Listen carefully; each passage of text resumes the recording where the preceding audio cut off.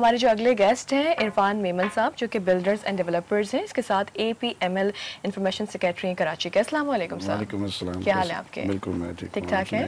صبح کیسی ہوئی آپ کی؟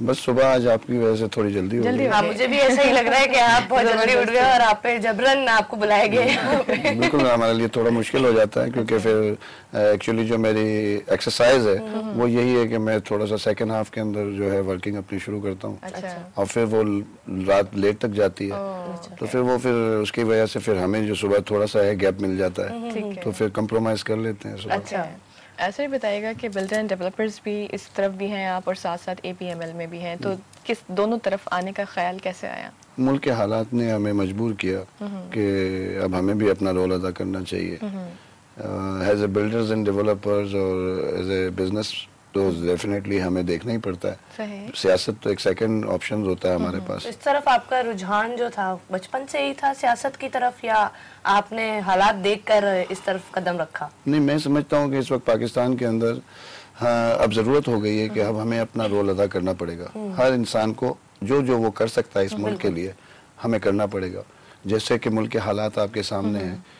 میں as a builders and developers اور ایز اے بزنس مین 99 سے لے کے 2007 تک پرویز مشرف صاحب کے میں نے بڑا فالو کیا ان کو، اور ایز اے بزنس مین میں نے دیکھا کہ ان کی ساری پالیسیاں ایسی تھی جس سے غریب کو جو ہے وہ ان کا چولہا جو اس وقت بجھا ہوا ہے، ایسا کچھ اس ٹائم پہ نہیں ہوتا تھا۔ اس ٹائم پہ حالات بڑے بہتر ہوتے تھے، آپ تو میرے سے زیادہ بہتر جانتے ہیں ایز اے میڈیا کے اندر۔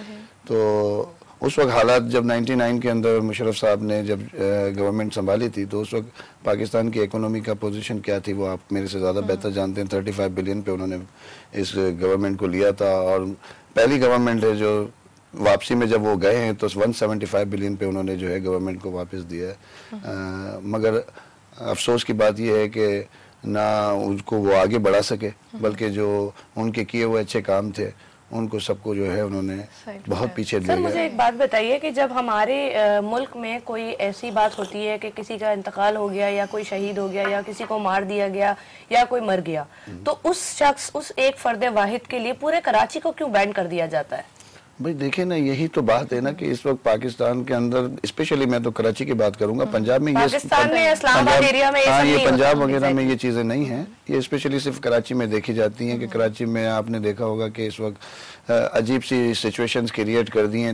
اسی لیے میں آپ کو دوبارہ ریپیٹ پیچھے ہی جاؤں گا میں، کہ جب 99 میں آپ نے دیکھا ہوگا کہ 99 سے پہلے بھی یہی حالات تھے، مگر جب ایک اچھی لیڈرشپ آتی ہے اور ایک اچھا لیڈر جب کسی ملک کو لیڈ کرتا ہے، تو وہ تمام چیزوں کو دیکھتے ہوئے، جیسے کہ آپ نے 99 سے لے کے 2007 تک کراچی کے بھی حالات ایسے ہی دیکھے ہوں گے کہ کوئی اسٹرائکس نہیں تھی، کوئی اس قسم کی انوائرمنٹ نہیں تھا پاکستان کے اندر، نہیں بلکہ تمام کسی بھی کنٹری میں آپ چلے جائیں تو دو چیزیں جو ہیں وہ بہت ضروری ہوتی ہیں، ایک تو انوائرمنٹ ہوتا ہے، دوسری سیکیورٹی ہوتی ہے۔ تو میں سمجھتا ہوں کہ 99 to 2007 اگر ہم اس کو اگر کمپیئر کریں آج کے حالات سے، تو پہلے کبھی کور کمیٹی یا بورڈ کمیٹی یا اس قسم کی کوئی ایکٹیویٹیز یہاں پہ نہیں ہوتی تھی۔ اب تو آپ کو دیکھنا ہوگا کہ چھوٹا سا ایک ایشو ہوتا ہے تو اس میں کور کمیٹیاں بیٹھ جاتی ہیں، اور پھر رحمان ملک صاحب کو، بابا صاحب کو آنا پڑتا ہے یہاں پہ، اور ان کے آنے کے بعد جب تک وہ نہیں آتے تب تک کوئی ایشو سالو نہیں ہوتا۔ تو بات یہ ہے کہ اس وقت سمجھنے کی کوشش ہمیں یہ کرنی چاہیے کہ ایسا کیوں ہے، اس کی وجہ کیا ہے کہ اتنا کراچی جو ڈیولپ ہو رہا تھا، اتنا کراچی جو ترقی کر رہا تھا، پاکستان اتنا ترقی کر رہا تھا، ملک کے 11 ترقیاتی ممالک میں ان کا نام آ گیا تھا، تو وہ کیوں آ گیا تھا؟ اس لیے کہ کام ہو رہا تھا۔ سر مجھے ایک اور بات پوچھنی تھی کہ یہ جو ہمارے دن بدن بڑھتے ہوئے ٹیکسز ہیں اور دن بدن بڑھتی ہوئی قیمتیں ہیں، اس کی مین وجہ کیا ہے؟ یعنی آئے دن ہمارا کچھ نہ کچھ جو مین ہماری ریکوائرمنٹس ہیں، سب سے پہلے تو ہماری گورنمنٹ نے جو ہم سے کہا تھا کہ روٹی کپڑا اور مکان جو پرووائڈ کریں گے، جو کہ آئی تھنک کسی کو بھی نہیں مل رہا، اس کے بارے میں آپ کیا کہیں گے کہ آئے دن ہر چیز ایسی ہو رہی ہے جیسے سونا مہنگی ہو گئی، سونا مہنگا ہو گیا؟ نہیں، میں یہ کہہ رہی ہوں کہ آئے دن ہر چیز ایسے ہو رہی ہے، اتنی مہنگی ہو رہی ہے جیسے کہ سونا مہنگا ہوتا ہے۔ دیکھیں انفلیشن جب بھی بڑھتی ہے وہ اس لیے بڑھتی ہے کہ ملک کے اندر جب لیڈرشپ نہیں ہوتی، اس کو آپ بہت امپورٹنس دینی پڑے گی آپ کو، کہ دیکھیں لیڈرشپ، احمد النجاد ہمارے پاس ایز اے نیبر ہمارے پاس ایک لیڈر موجود ہے، کہ کیوں ایران نے اتنی ترقی کی ہے. ایک اچھا ماڈل ہمارے سامنے ہے, اگر ہم اس کو فالو کرنے کے لیے جائیں تو وہ اپنے ملک کے اندر سے ایک ایسی پرسنلٹی کو نکالتے ہیں جو ایک ہانسٹ ہوتے ہیں, کرپٹ نہیں ہوتے.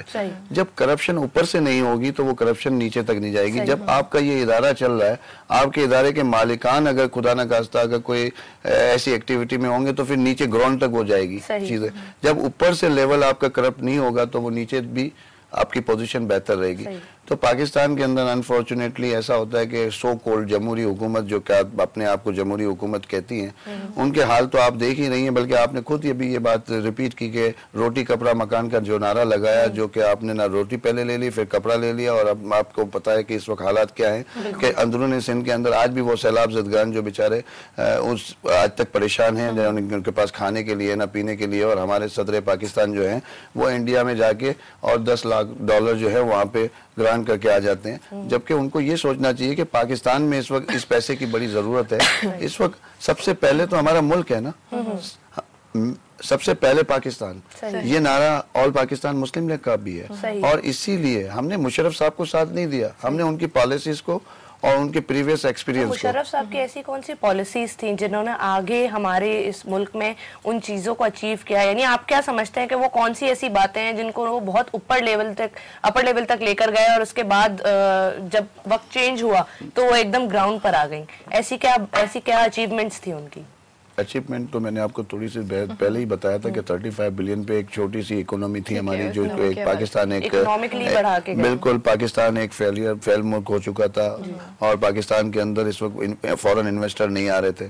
99 کی بات کر رہا ہوں, جب لیڈرشپ آئی اور ایک لیڈرشپ نے اپنا پروف کیا اور کام کر کے دکھایا, تو آپ لوگوں نے بھی دیکھا کہ کئی سیکٹرز میں, آپ چاہے کوئی بھی سیکٹر اٹھا لیں, میں اپنی پارٹی کے حوالے سے نہیں کہہ رہا, میں آپ کو ریکارڈز کی بات کر رہا ہوں. آپ پیچھے جب جائیں گی تو ریکارڈز آپ کے پاس موجود ہوں گے کہ اس وقت کے حالات کے اندر, جب ایسی بری حالات کے اندر کسی ملک کو ہاتھ میں لیا جائے اور پھر اس کو اسٹیپ بائی اسٹیپ ان کو آگے بڑھا جائے, تو میں سمجھتا ہوں مشرف صاحب کا بہت بڑا کریڈٹ ہے کہ ایسے برے حالات میں ملک کو سنبھالا اور اس کو اسٹیپ بائی اسٹیپ آگے لے کے گئے. اب اگر آپ ان کی کامیابوں کی باتیں کریں گی تو میں تو سمجھتا ہوں کہ کل کی مارننگ دوبارہ آ جائے گی, میں بولتا ہی جاؤں گا, اور میرے خیال سے وہ ورڈ میرے پاس ختم نہیں ہوں گے.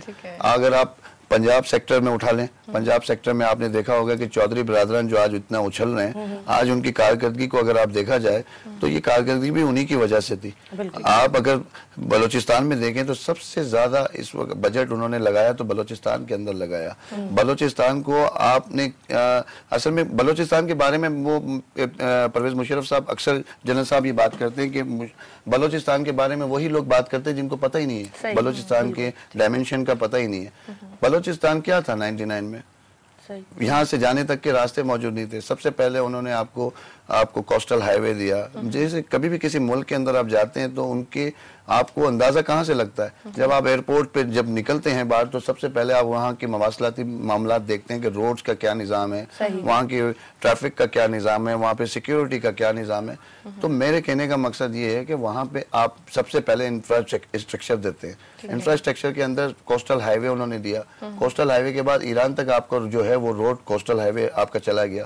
پھر انہوں نے رتو ڈیرو کا روڈ جو ہے 935 کلومیٹر جو M8 کے نام سے ہے وہ انہوں نے لانچ کیا, جو 90% میرے خیال سے ابھی کمپلیٹ ہو چکا ہے. صرف 10% یہ 4 سال میں کمپلیٹ نہیں کر سکے. آپ کو یہ پتا ہے کہ اس کی کیا اہمیت ہے؟ 935 کلومیٹر آپ پنجاب سے لنک ہو جاتے ہیں. اور گوادر پورٹ اس کو سمجھنے کی کوشش کیجئے گا کہ second largest deep sea water ہے وہ. آپ کا پاکستان اس وقت اگر اس کی پوزیشن دیکھے جائیں تو پاکستان میں کسی چیز کی کمی نہیں ہے. پاکستان میں کسی چیز کی کمی نہیں ہے, صرف کمی ہے تو لیڈرشپ کی. اور جب بھی کوئی لیڈر اچھا کام کرنے جاتا ہے تو پھر وہ سو کولڈ جمہوریت یا اس قسم کے ہتھکنڈے استعمال کرنے والے جو ملک کو کبھی ترقی نہیں دے سکے. آپ آج اگر نواز شریف کی مسلم لیگ نون کی بات کریں تو وہ 5 بار حکومت کر چکے ہیں. انہوں نے کیا ڈیلیور کیا آپ کو؟ ٹھیک ہے, پاکستان کو کیا دیا؟ آپ کی بات کا مزید کنٹینیو کرتے ہیں. اس وقت ہمارے ساتھ کالر ہیں گجراوالا سے. السلام علیکم. اوکے, لائن ڈراپ ہو گئی ہے. سر مجھے بتائیں کہ ملک کے جو حالات آج کل چل رہے ہیں, سیاسی حالات, اس میں اس سوال سے بھی بلکہ ہم بات کریں گے. یہ بتائیں پہلے کھانے پینے کے شوقین ہیں آپ؟ نہیں, کھانے پینے میں اتنا شوقین نہیں ہوں. میں زیادہ تر گھر کا فوڈ زیادہ پسند کرتا ہوں. ٹھیک ہے, مجھے اگر آپ کو یہاں پکا کے کھلایا جائے تو کھائیں گے نا. میں آپ کی وجہ سے کھا لوں گا.